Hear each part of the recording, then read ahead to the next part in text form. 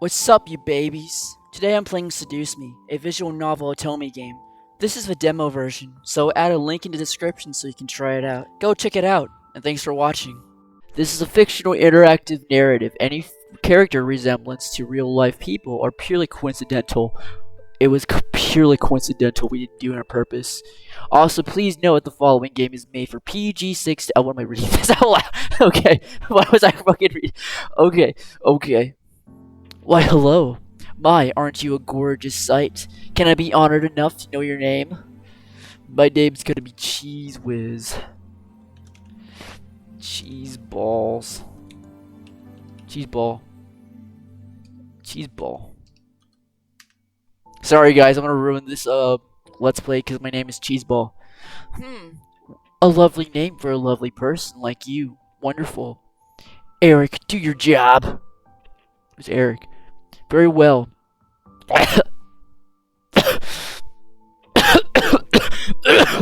Yep. This game was produced by Entertainment under the direction of Michaela Laws and is powered by Rip. Great. I was wondering why this game didn't fucking run the first time I ran it. I pressed it. Farewell, my sweet somewhere. Duh. Come on, is that all you got? Wanna try me, asshole? Whoa. I got shot. Cool. Crap, I missed. Let's retreat for now. No kidding. Let's get out of here. That's right. You better run, you stupid punks. Stay out of our territory. Call it fate or call it coincidence. That one moment of violence started a chain of events I will never forget. This formula, created in the 70s, is one of the most important in the field of financial theory. Okay. It is used to calculate the price of European-style options, and is widely used by option marketers, though there are some discrepancies that are now corrected with the modern viewpoint. That's me. You might be wondering how I got here. Rain. It's been a long time since we've gotten rain around here. But it is the season of rainy weather, so it's not exactly that surprising. It's rainy over here too, where I'm at. Yes. Personally, I love the sound of it. The way the raindrops fell, like the soft tapping of fingers, it was so smoothing. Even looking at the droplets hit this glass of the window is strangely calming.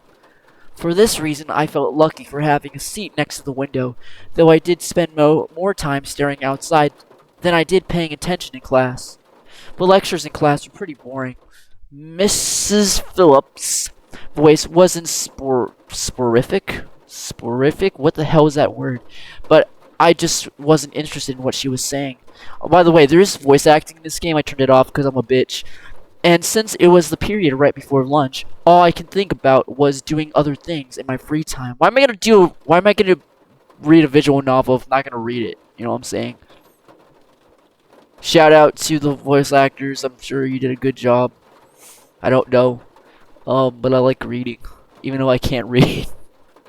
Honestly, I didn't really care much about economics. Sure, I had good grades in my class, but it was only because I read the textbook and did my assignments as I had to. I was only taking this class because it was mandatory. And if it were up to me, I would probably have taken another course. What class are you taking again? I totally blanked. Oh, you're taking economics. Oops. Luckily, it was my senior year, so after this semester, it would mean the end of high school courses forever. Thank God for that. I didn't hate high school. It was just kind of mundane how the days drifted on and on, as if there was no end to it. The only thing I really enjoyed about going to school was meeting my friends and hanging out with them. But that was kind of it. In short, I was done with high school. The start of second semester brought a note of familiar finality to it. Thank you. I had already applied to many universities the semester prior, and I was expecting a reply sometime in the next few months. And that's the way the news goes. It seemed like the start of something new, something that would change. That is, if things could change. I stared at the faint outline of raindrops in the distance. For now, I was stuck in this class. Oh my God, your face! Miss Phillips' raised voice interrupted my train of thought. Just when I was thinking about class, just when I was thinking about class, okay, sorry. I quickly turned my head to face the teacher. Hopefully she didn't pick me just because she noticed I was spacing out. Yes, ma'am. Would you care to name the equation I set up on the blackboard? Oh, I think I read about that in the textbook last night. It should be the Black-Scholes model formula. Okay. Oh, that's me. Very good, as usual, Miss Andersons. Andersons. Mr. Anderson. It followed me wherever I went. Most people didn't really know my first name, but rather by my surname. No doubt, since the surname was the trademark of the internationally famous and yeah, okay, Anderson Family Toys, and because the founder was my own grandfather, Willy Wonka. Suju was one of my friends, turned around and proudly gave me a punch to the shoulder. Kick ass, girl! Thanks, Suju. From beside me, I heard Naomi, another one of my friends, clearing her throat in obvious disapproval of Suju's choice of words. She means good job. Miss Capini? Oh, what the fuck? Can I go back? Oi. Oi. Care to tell me who's the creator of this formula? Some guys named Black and Scholes. Fisher Black and Myron Scholes. Very good, Miss Patterson. Show off. Better study next time, Shuzu. Be like us and study once in a while. Bitch! Shuzu rolled her eyes and slouched in her chair as Naomi gave her a small smirk. She always pouted when Naomi showed her up. That's the end of today's lecture. Now, let's separate into groups and work on our projects. Remember, everything is due on Monday. Go ahead now. Catfight. Before I knew it, Shuzu and Naomi had scooted their desks to align with mine, and they turned into the Three Musketeers. Whenever the teacher let the students decide on groups, we always grouped together in our own little trio. Let I add that? It was a sure stroke of luck that we all managed to be in the same class, so we had to at least take the opportunity and stick together as much as we could. Besides, we were most comfortable around each other. Then, say, compared to being around any other classmate, it just made sense for us to put our heads together for any kind of project. I took out the poster we were working on and rolled it open onto the 3 desks. We were pretty much finished with fulfilling most of the guidelines of the project, though we still had to have a few finishing touches here and there. After working on making the poster a bit prettier, we sat back and inspected our work to see what we still had to do. Naomi, as usual, was the first to look at many issues. She lightly tapped the pencil against her chin, staring intently at the Sorry. Alright, so let's see. We finished the budgeting section, the building leasing, and the cost of labor. What else do we need to do? Suzu straightened up to look at the poster. She stroked her chin. After a few seconds, her face brightened, and she stood up. What about a company name? Huh? Did we really skip over that? Of course we did. You always go straight to the logical statistics and stuff, that you completely skip over the fact that we need a name of our project. Gah. At least we caught it in time. What do we name it? I'm not sure. What do you think, cheeseball? That works so well. Sorry. That's not funny. It always came down to me. Whenever there was something to be named or titled, I was the master of ending discussion questions. Even when I didn't want to be. I like Trinity Corporations. That is way too predictable. How about the Dragon Company? What do dragons have to do with our project? What? It's a totally unpredictable name. It's hot. And you're not. But our company sells bubblegum. So Trinity makes sense. Who said we can't produce spicy bubblegum? What? What do you think, cheeseball? Aw, shit. I'm gonna save. I'm gonna go back. How do I go back? Oh, thanks. Both of them looked at me unexpectedly, even though I wasn't quite sure myself. I didn't really want to choose sides, but if it were up to me, I would say... What the hell is the Trinity Corporation? I like Dragon Company, makes more sense. Booyah! Dragon Company it is. Alright, now that we decided on a name, what now? As we ended our name game, a giggle scrambled my thoughts. A little giggle. Ha ha ha. Who said that? Huh? Who is that? Oh, it's me. Ignore it. It's just Lizette. Is that how you say his name? I looked over my shoulder to see her laughing with her circle of friends, mostly comprised of popular people that were practically friends with everyone in the school. And as a result, everyone in the school knew them. In the center of it all was Lizette White. Lizette? Lizette? Is that how you pronounce it? She sat with a posture that indicated that she was still working, but that she also was ready to casually chat all about her day. She had an enduring balance of charismatic and awkward, which was readily apparent when she first talked to somebody. It was easy to make her smile and laugh, and she was quite a comedian as well. Basically, she was perfect.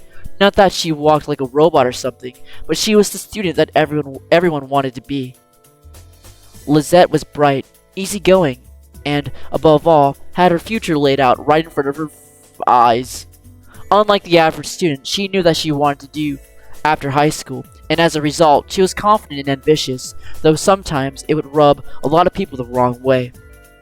Moreover, I had known her ever since I was young, but it had ultimately resulted in a rivalry that continued today.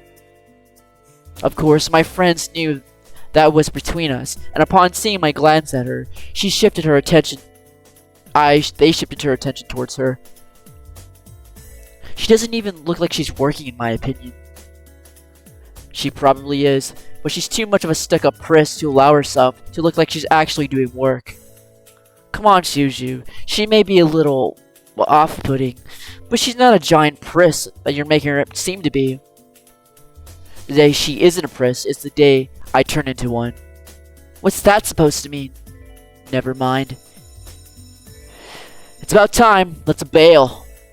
Unsurprisingly, Suzu was first out of the classroom, slinging her backpack over her shoulder with ease as she quickly strolled out of the door. Her seat wasn't even the closest to the exit, and she always managed to be the first one out of the door. I don't think I'd ever understand that. Me and you both, Naomi. I wish I was as fast. I want to get out of class. I don't really like Naomi. She's kind of a priss herself. Why do you do that? Naomi folded her arms close to her chest, giving me a disappointed look. Oh, not you too. She's turning you into a delinquent. Haha, it's the joke. Me, the cheese ball. It's not really that funny. God, you're such a fun guy. Man, you guys are slow. Are you coming or what? We heard you the first time. Not everyone has rocket boosters attached to their legs when the bell rings. Are you kidding me? That class was ridiculously boring. Even Miss Valedictorian here was dozing off a bit. Oh, I'm a valedictorian. Whoa. Haha.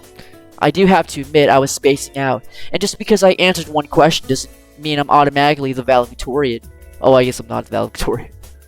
Okay. Okay, so it wasn't too interesting. But you should at least pay attention when Phillips is talking about the important parts. So you finally admit it. We're finally on the same wavelength. Welcome to the club, Patterson. Please, don't call me by my last name. This isn't the classroom. And never in a million years would we ever see things eye to eye.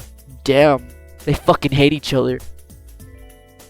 Despite this, we both burst out in laughter. Normally, anyone would think that opposites like them wouldn't ever associate with each other. But even though they were so different, their friendship somehow made a lot of sense. Maybe they were just perfect complements. Oh, yeah, complements. Or personality that didn't dictate the possibility of their friendship. After all, we three had been best friends since preschool. You sound like you fucking hate each other. Alright. So where are we heading first? Cafeteria. I think we can all agree that we're really hungry, especially after hearing about our company's line of deliciously spicy bubblegum. Bubblegum. Who would ever even buy that, I wonder? Me? I would pay good money to get a taste of it. Haha. You like spicy food after all. Great. We entered the cafeteria, a bustling room filled with aromas of different kinds of food. As we got in line, we ordered our meals and chatted freely. Cajun fries and spicy chicken burger for me. That's my definition of a good meal. Damn. I have a tuna sandwich and some juice. You're probably gonna need water or something to curb all that spicy flavor, Suju. I can't be tamed by the likes of that. If it's spicy, then it's gotta all be or nothing.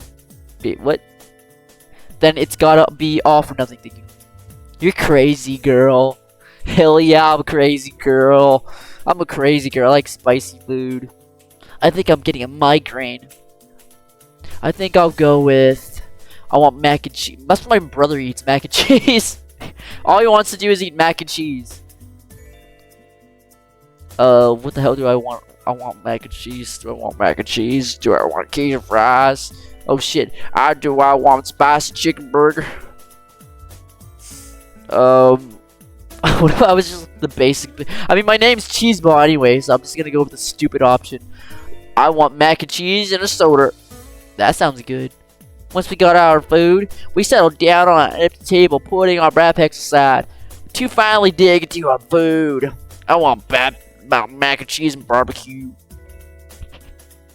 Suju leaned back on her chair, tilting it back so that she could rest her feet on the table by her foot. Food. Thank you, foot. Your food. Alright then. Is there anything we want to talk about? Haha, bored already?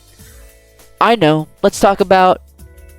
Say boys, and I will never speak to you ever again. Aw, why not? It's so interesting about... What's so interesting about talking about guys? It's not like any of us are gonna get boyfriends anytime soon. We don't know that. What if one of us does get a boyfriend? Like that's gonna happen. No, Naomi. Look at us. I'm a tiny Italian. You're a ditzy blonde. She's blonde. You're Italian?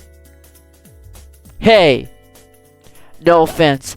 And Anderson here. Well, I guess she could land a boyfriend or girlfriend if she wants. Or girlfriend?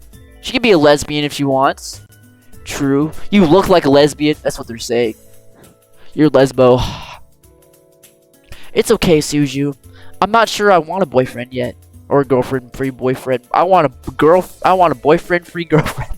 I want a girlfriend. Sometimes I can do the impression really well, and sometimes I can't. I want a boyfriend-free. I can't like 60. I'm Christian Reston Chandler. I want a boyfriend-free girl. That's what you should just do. Like, get it like a poster and put it around like the school, like in crayon. I want a boyfriend-free girl. Boyfriend-free. Wait, no, girlfriend-free. Yes, girlfriend-free boyfriend. I want a girlfriend-free boyfriend. They have to be 21, a virgin, and what else? I likes Pokemon. I don't know. What was the requirements? He said like it was like had to be like 21 or over 18 or some shit. A virgin, a Christian, and I think one of the requirements was they had to be white. I'm pretty sure that was one of his requirements. Oh man. I'm talking about Christian, by the way. Why not? It's our senior year. Might as well be a boyfriend. Sorry. Thanks. Maybe she's not interested in a relationship, Suju. Shuzu. Thank you. Well, it's not. It really wasn't about wanting a relationship. But more of there was no one interesting enough to be in a relationship with. Yeah, because I'm so interesting. Don't get me wrong. I'm an open person. I'm an open person, but there is not many interesting guys in the school to go out with. Who knows? Time will tell. Naomi looked at me, wanting to continue the conversation. However, before she could speak, the speakers in the cafe started up and an announcement echoed through the cafeteria. Miss Anderson, please come to the main office immediately. Please bring your things with you. Oh my. Looks like our plans have been cut short. The men in white coats have finally come to get you. Ha ha ha.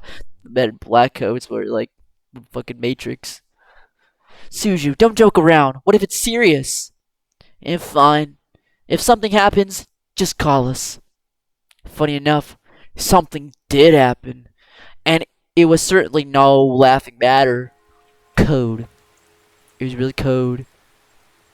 The rain became heavier that afternoon, accompanied by rolling thunder now and then. The skies had turned dark, though I couldn't see any of it under the black umbrella. Not that I was looking up. In fact, looking up was the exact opposite of what I wanted to do. I stared at the grass beneath my feet, unable to look up at the people weeping around me. All I could see was the damp grass underneath my feet. Only the monotone eulogies that floated through my ears reminded me that I was at a funeral. It was only when the speeches ended that I finally was able to raise my voice. Uh-oh, somebody died. Oh no, my dad! I think. Dad, no! A small gathering of people, mostly made of relatives that I didn't even know were related to me, were huddled around a simple, small grave. For a while, all I heard was the sound of raindrops on umbrellas. If it weren't raining, everything would probably be in a heavy silence. I looked beside me where my father was standing. Oh, it's not my dad. Was standing and holding up a large black umbrella for our small family of 3. His face was motionless, a strange sight next to my weeping mother. I wondered what was going through their minds. His mind. His particular mind. After all, etched into the small gray tombstone before us was his father's grave. Oh, it's my grandpa. My grandfather, the one who raised me like his own daughter, had passed away that day. The ceremony was small. Only close family were allowed to come. Damn. Slowly, though, people began to leave, leaving my father, mother, and me behind the grave.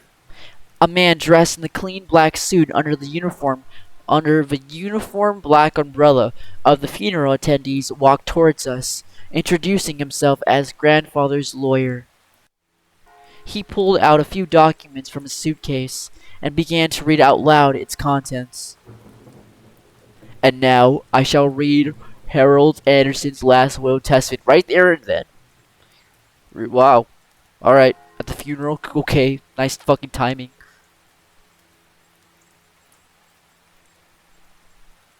Only my parents and I were allowed to be present for my grandfather's will. I keep pressing the right click. I keep right clicking by accident, and that takes me to the menu to save. Sorry. It was under the strict request of his lawyer, and there was a reason why. To my dearest granddaughter, I give my estate. All the furniture and decor that resides within the house shall also be given to my granddaughter. What? I couldn't believe my ears. I had earned the family estate at 18? That was impossible. And yet it was written by my own grandfather's hand. He passed the family estate to her? Why am I not surprised? Dad? Dear. Well, did he say anything about what will become of the CEO and chairman position of the Anderson Toys Company? No.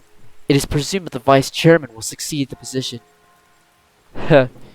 Even to the bitter end, he wouldn't give in. What a stubborn old man.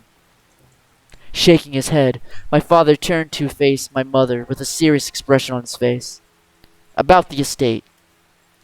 Should we send her there to get used to the building? It will be a good place for her to live after high school. Are you sure we should? Why not? It would be a great experience for her. I should talk in a deeper voice. Honey, what do you think? My daughter, Cheeseball? Uh, it really wasn't sure. I really wasn't sure what to say. Why did my grandfather think that I was the appropriate heir to the mansion? Was I even ready to live on my own? Well, it seemed to be. It is me talking my deep voice, by the way. Yeah. We'll be taking our leave now. I'm sure the little heiress needs some time to adjust. David! David! Even though she raised her voice, my dad, wordlessly, began to walk back to the car, disinterested. Don't mind him, honey. I think that your grandfather's passing really affected him. Why don't we get back home for now? You can go ahead to the car. Wait, I'm sorry. You can go ahead to the car, Mom. I think I need some time alone with Grandpa. Oh, of course. Take all the time you need. She gave me a quick hug and hurried after Dad. I looked around in the funeral grounds, which was completely empty, save for the sullen-looking grave that was laid in front of me. I'm sure that if Grandpa were in charge of arranging all of this, it would have been much different. It was blatantly obvious that my dad was in charge of the whole event. Who else would bury his own family the same day they passed away? Everyone knew my grandfather's love for toys, and yet the grave was a mere stone slab on the ground, void of any children's toys. My dad didn't even bother putting flowers. His disdain for his grandfather was almost pitiful. Sorry, Grandpa. I tried to force out some words, but the only thing that came out was a choked sob. You told me to stay strong, but right now, I'm the farthest from it. Like that one time, a long time ago. Long time ago. Grandpa! Oh, it's good to see you again, sweetie. I was swept into the big bear hug, and we both laughed as he swung me around like an airplane. It was one of my favorite things about seeing my grandfather, the way he greeted me. Unlike my father, my grandfather was loving and playful, even as I grew older. Sorry that Daddy couldn't come to see you today. Oh shit, wait. He said that he wasn't feeling too good again. Grandpa. Papa. It had always been like that. Dad missed every visit to Grandpa's house, citing that he was busy with work or wasn't feeling well. Is that so? Well, that's okay. Daddy can come around next time. And you're here, right? You're here, right? Oh yeah. So what are we doing today, Grandpa? Mommy says there is a new dessert cafe open in town. Maybe we can go. Oh, well, I would love to, but I've been busy with the company these days. We're actually working on a little something. Would you like to see? Yes. Ooh, is that a toy? It is. I was designing a new line of them, but I feel like something's missing. You don't think that you could help me out, could you? Of course. He placed the toy in my hand with a smile, and I inspected it carefully. It was beautifully crafted, and obviously a lot of work was put into it. There was one thing, though. So, what do you think? I think the heart on its chest should light up when you hug it. It'll be like it's alive, and it could be a little nightlight when you sleep. He stroked his chin, considering my input while nodding his head. After a few moments of silent deliberation, he turned to me with a chuckle. That's a great idea. I'll be changing it right away. You're always like my little lucky charm, dear. You always know what to add to make a perfect toy. Haha, well I hope I can be like you someday, Grandpapa. Grandpapa. You want to make toys as well? Well, making people happy is the best feeling in the world. I don't know if I want to make toys when I grow up, though. Don't worry about it too much. You'll have plenty of time to decide. Besides, you should do what makes you happy as well. That makes sense. Daddy doesn't think of it the same way, though. Your father? I'm sure he just wants what's best for you. I'm not sure about that. Sweetie, look at me. He bent down to look at me at eye level with a serious look on his face. As much as your father may say something that doesn't make sense now, you must remember that he's always thinking about you. He loves you. There's no doubt about that. You need to love him just as equally. I don't hate Daddy. I really do love him. I don't know why he's just like this, though. Your father and I had some difficulties with each other in the past, but it's nothing that you should be concerned about. I had heard tidbits of this from my mother and various other people. The only people who had stayed quiet were my father and grandfather. Both of them refrained from saying a word on the subject matter, but it was clear that whatever happened set up a wall between them. It's hard, though, trying to pretend as if nothing were wrong. However, no matter what, you have to stay strong. You're a big girl already. Me, the big girl. I'm a big girl. And, well, there'll come a day when it seems like you'll be up against the world. But always remember that your family and friends will be there with you. Daddy, Mommy, your friend. Oh, yes, Grandpapa. Daddy, Mommy, your friends at school, me. We'll stand together to get through it. How can you be so sure of that? Because we'll be right here. And here. He pointed his finger at my head first, then pointed to my chest. So stay strong, promise? For a moment, he looked almost sad, pleading, but as quickly as it had come, the expression disappeared on his face, and he was all smiles once again. Promise. Upon hearing that, Grandpa let out a huge burst of laughter and stood up. All right, then. Enough of that. How about I whip up some special homemade dessert? I know I can't accompany you. Accompany you to the new cafe, but we'll sure talk and eat while I cook and do some paperwork. Yeah. Homemade dessert? I'll race you to the kitchen. I gotta go fast. Hey, slow down there, Sonic. I'm not sure I'm used to that. Ha ha ha ha. You willed me the very home I love to see you in. Why? Why would you think I would be ready to take it? Especially after this. A surge of anger bubbled within me, but I quickly swallowed it. There was no use in getting mad, especially when the person in question was no longer there. I'm sorry. It's so hard to stay calm when you left me with so many questions, especially about what happened between you and Dad. What am I doing? Talking to a grave. My vision blurred, and I suddenly realized that I was crying. My face heated up in tears as tears rolled down my cheeks. I'll bring you some flowers later. I miss you, Grandpa. I'll try my best to fulfill my promise I gave to you, even if the world might turn out to be against me. Yes. I left the grave, wiping my tears hastily so my parents wouldn't see. Sorry, kid. Blase blah. Well, it's time to head back home. I'll cook up your favorite lasagna when we get home, okay? Lasagna. Thanks, Mom.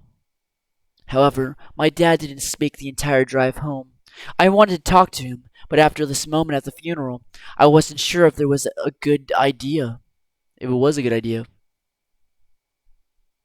It's about time we took off those cheery black clothes. Gathering my courage, I decided then that it was time to talk. Dad, could I ask you something? Go ahead. Why do you want me to move into the state so soon? I thought I made that rather clear. The college near your grandfather's house was well known for his business program. You are planning to major in business, yes? Right after you graduate from high school. You'll just live there, and you can easily commute to and from school. It's a perfect fit for you. But it's so sudden. You just decided so quickly after the funeral? Don't be so sensitive. If you're like that in the real world, you'll be crushed. I'm just saying that maybe you could talk a little bit more about my future. We could talk a little bit more about my future. In reply, my father rubbed his temples and sighed quietly. After you graduate from college, you'll work at Anderson Family Toys. I have connections since I am a part of the board of directors, so you'll be guaranteed a spot. That's what we talked about before, yes? But what if. Stop mumbling. But what if I don't want to work there? Don't be silly. It's your family company, our company. I'm not sure. I'm not just gonna hand it over to some incompetent vice chairman. He came closer to me, and his face softened. Look, this is all for the best, okay? You may not know it right away, but you'll appreciate it later. For some reason, when I heard him say that, something snapped in me. I wasn't qu- exactly I wasn't exactly sure what it was, but it made me feel so angry. Do you even care that Grandpa passed away? Of course I do. Well, everything seems fine and dandy to you. Things couldn't be more better. Excuse me? I don't like that tone, young lady. It's like nothing even happened at all. Like you just ignored the fact that he's no longer here. Do not raise your voice at me. What do you ever do to what did he ever do to deserve this? My father, his face hardened, crossed his arms, and erupted in angry laughter. Ha! You sure place him upon a pedestal. Like he's some kind of eviscerant god or something. Oh, sorry, I'm completely. Like he's some sort of venerant god or something. It makes me sick. Is that so? Are you happy seeing Grandpa dead? While everyone was grieving, were you holding yourself back from laughing in everyone's faces? Did you feel a bit happier seeing him lie in the graveyard? A flash of rage crossed his face, and he whipped his hand back across my cheek. You don't know anything.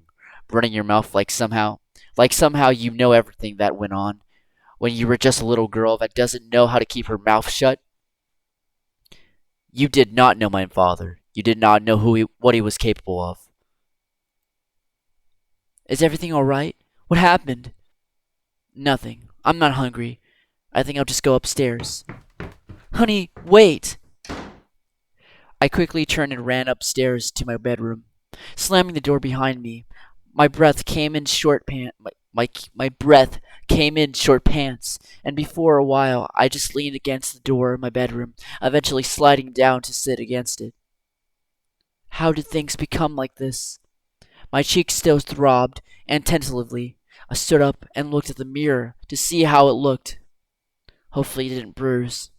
Ha! What am I saying? Tears formed in the corners of my eyes, but I blinked them back rapidly. I couldn't cry for a second time today. I had to be stronger than that. Are you alright? Your father told me nothing happened, but you know your father. I'm fine. I just lost my appetite. Well, the lasagna's ready, though. I don't want you to skip any meals. Are you sure? Yeah. Don't worry about me, Mom. I'll come downstairs later to eat. You're not telling me the whole story. I just don't want to eat right now. Please, dear. Please, tell me what's going on. I wish you would tell me why you're being like this. It keeps saying cheeseball. I wanted to tell her, apart from me screaming to tell her what Dad had done. At the same time, I knew she couldn't fix anything. Besides, I was just moving out regardless. I remained silent, letting the event remain in the past. Well, I'll leave your food on the table if you want to eat later. Finally, my mom left me alone. It was strange to think that she was only a few inches away from me, only separated by a single wooden door. I really didn't know what to do. I needed to do something, anything, to get my mind off of what just happened. Anything would be better than thinking any more about the pain still radiating from my cheek. I was going to move in my grandfather's house tomorrow. I should probably pack my stuff so I'll be prepared for tomorrow. Yeah, that was a good idea. I should start packing. I opened the closet, rummaging around for a while before I finally found 2 large bags, pulling them onto the floor of my room. I then began to empty my drawers and cabinets so that I could bring all my things with me. I didn't have much to bring, other than just clothes and some toiletries. It was kind of bizarre that I didn't have any personal belongings. It wasn't like my luggage was completely devoid of them, but I certainly didn't have many things in my room that I would miss if I just suddenly left the house. I shook my head to rid myself of those things. If it were going to be my new home. What the fuck am I? If it would be my new home, it would have feel like it. One way or another, I was going to make it a home. What the hell? Oh. Just as I was packing my thing, my cell phone began ringing and vibrating in my pocket. I slid my phone back in my pocket. What the hell was that? Wait, what the hell was that song? I answered it, slowly easing myself into the bed. Who could possibly be calling? Juju. I knew it! I called it. Like immediate, like 2 seconds later. Hey, Anderson, you there? Is everything alright? We were worried about you, so we decided to call. Hello? I'm really glad you guys called. My voice managed to come out, though it was only a whisper. What happened? Are you okay? Well, I slowly began to tell them about the funeral that afternoon.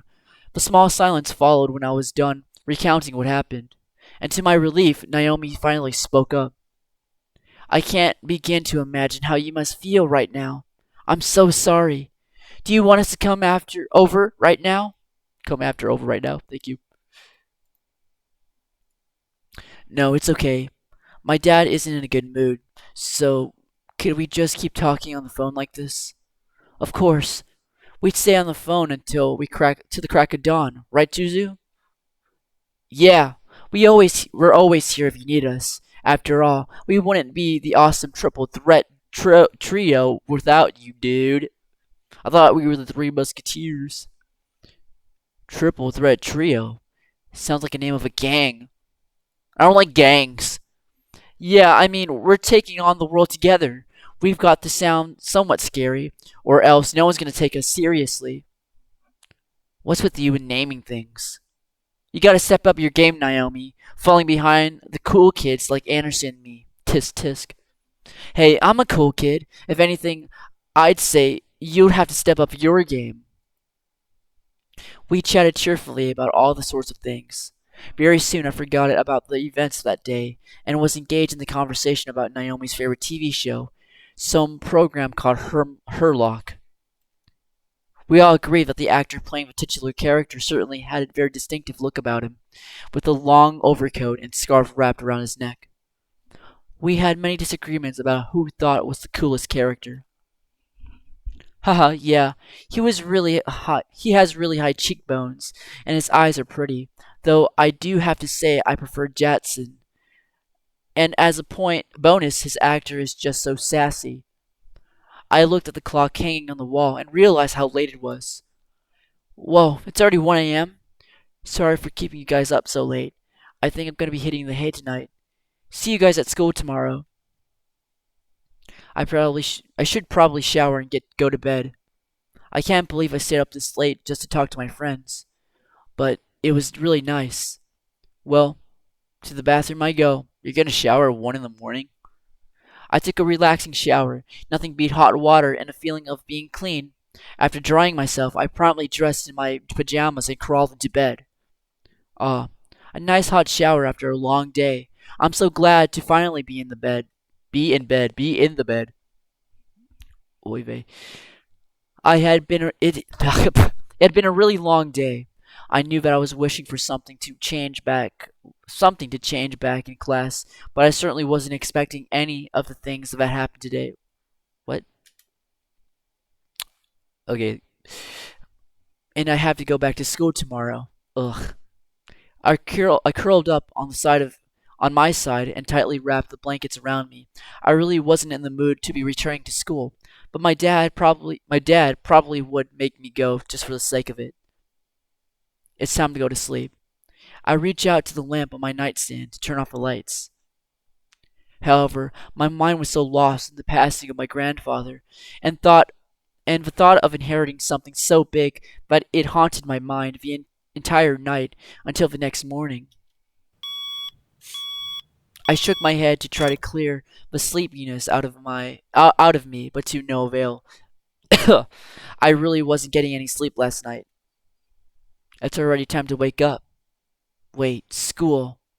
As soon as I realized I had to go to school, I slid out of bed and looked at the vanity mirror. That's a relief. Luckily, there is barely any bruise on my cheek. You had to squint to actually see it. I doubt anyone would actually notice it unless they leaned in really close. Breathing out a sigh, I dressed, took my backpack, and caught to the bus to my school. It wasn't even hours before anyone heard of the news. I was approached in school and given condolences for my loss. However, it wasn't what shocked my friends. That wasn't what shocked my friends. Wait, so you had the Anderson house to yourself? Lucky as hell, man. Ahem. Quit being so sensitive, Naomi. Quit being so vulgar, Suzu. I'll, I've been siding with Suzu, so I like her more than Naomi. They both have weird ass faces. Oh man, come on. She knows about proper public taste. Oh wait, I think I clicked the wrong person.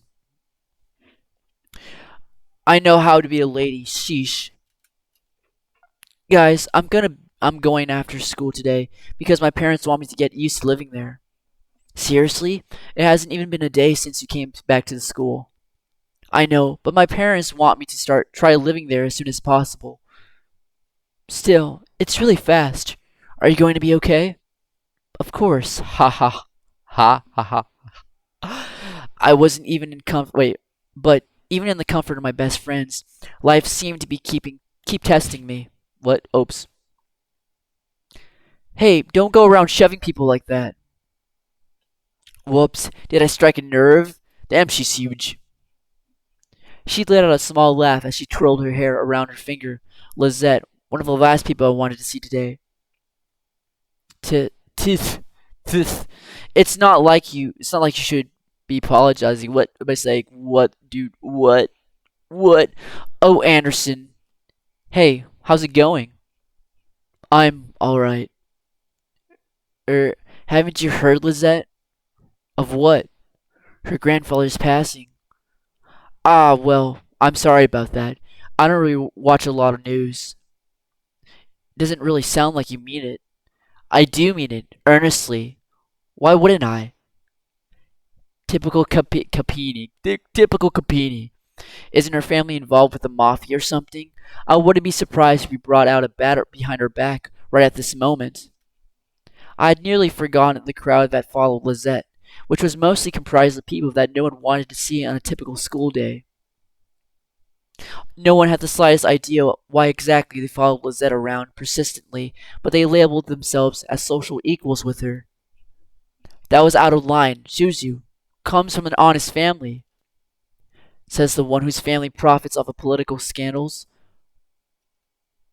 Oh, but that's some audio else. Yeah, your dad doesn't make anything unless he's in the court with dirty politicians.